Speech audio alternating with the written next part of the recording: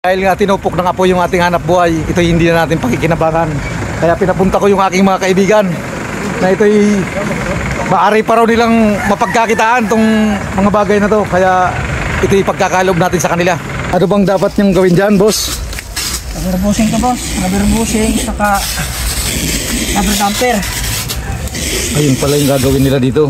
Ngayon kinakat na nila to. Call, pero mo sa kumukol. Kung sakasakali ba, saan kayo matatagpuan? At maraming nangangailangan dyan, ginagamit sa mga sasakyan yan, di ba?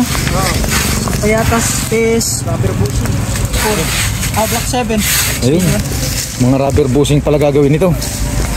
Kaya maaari nga nilang pakinabangan talaga to. Dahil ito'y nadilaan lang naman ng apoy. Kaya tuloy-tuloy na sila sa kanilang paggawa. Tinatanggal muna yung pinakang labi niya. Kita mo naman yung kutsilyo na napakatalim. Lumalaganit.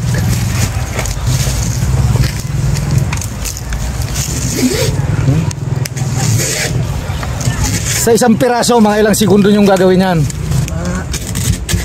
20 minutes siguro. Mga 20 minutes, baka wala pa sa estimate ko. Dahil antimano nga, mga 5 minutes lang yung kabiyak eh. Dito niya na binuhay yung kanyang pamilya. Kasama yung kabit o kung sino pa man. Ilan nga pare yung naging kasama mo na sa buhay? Isa lang kay matapang. Isa lang daw. Isa lang. Kaya kung pala to, Matapang yung kumbaga loyalista rin to sa kanyang minamahal. Ito'y maaari nating tularan yung mga ganitong larangan, yung mga hanap buhay na ganito. Ito'y marangal nilang ginagawa. Sandali lang nila gawin to.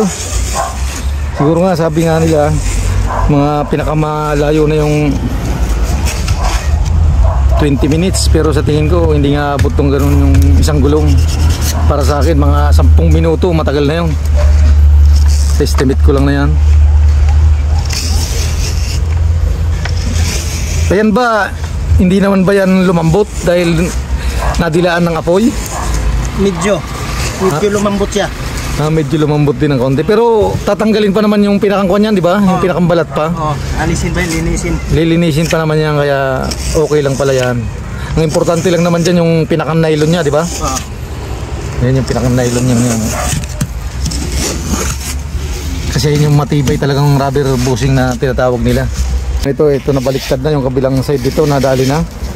Yung kabilang side na lang yung binibira. Ayun, natuklap ka. At pinapagulong-gulong na. Ito totally nabalatan na tong isa na to. Yung kabilang side na okay na. Nangyari na. Ito naman, puputulin nyo na ng ilan yan. Bali 5 bawat isa. Yan, kita mo naman napakakapal pa sana nito. Akala mo mamul lang yung ginagawa nila. Lumalaganit.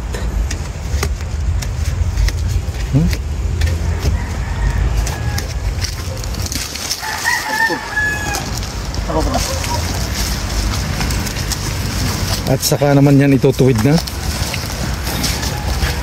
Ayun, nakuha na si Bombay ng camera. Siya naman yung spotter. At puputol-putulin naman yan.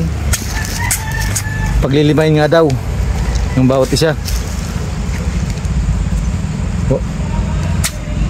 Maalaganit eh. Hindi pala yan yung gawan na yun. Parang bangka. Pwedeng gawin tong bangka ah.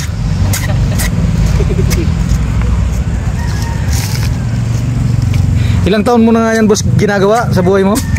15 years. Paano mo naman namana yung ganyang hanap buhay? Nagmula ba yan sa mga ninuno mo? Sa mga kababayan namin na sa mga ninuno din natutunan. Saan ba kayo nagsimulang lugar na gumawa niyan? Dito rin sa Payatas, sa Espiritual. Yun nga, sa kuwan, saan nga tayo matatagpuan kung sakasakali nga na may mga customer tayong nais bumili niyan? Dito lang kami sa Urban. Kami matatagpuan. Urban Sa Payatas, Lupang Pangako B. Lupang Pangako B, Payatas, Urban. Street Block 7 Street. Yun. Kaya kung sino man may nais nito, ito yung makikita nyo at masasabi natin matibay nga yung mga rubber bushing yung ganito. Lahat nga tong gulong na rito ay pagkakalob na natin dito sa ating kaibigan para gawin nilang rubber bushing, yung tawag pala dyan. Nandito pa yung iba. Yung iba naman hindi naman tinamaan ng apoy, pero isasama na natin para wala na tayong konsumisyon. Ito nga yung trabahong may kahirapan pero may kasarapan, lalo na kung doon nasakitaan. Ayun, naliktad na.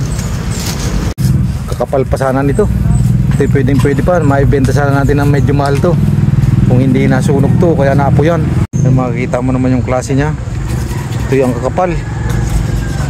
Yan, tulad nga yan, mga lumabas na yung mga alambre kasi tinupok ng gusto. Ito yung mga kalunos-lunos sa pangyayari sa ating buhay, na yung ating pinagkakitaan. Sabi nga nila, pera na, naging abo pa. Naman yung mga pantabas nila, ubod ng talim. Anong kung na to pare? Lagari ba to? O lagaring bakal. Lagaring bakal yung ginagamit nila para pamputol. Ito sobrang talas. Lumalaganit. Dahil nga sa pinsalang pangyayari, masasabi natin dito, pera na, naging abo pa. Yun, ginagawa na lang nila ng paraan. Muli, maraming salamat sa inyong lahat. Pagpalain sana tayo ng buong may kapal sa ating mga gagawin at magagawa pa sa buhay. Bye bye, ingat po tayo lahat.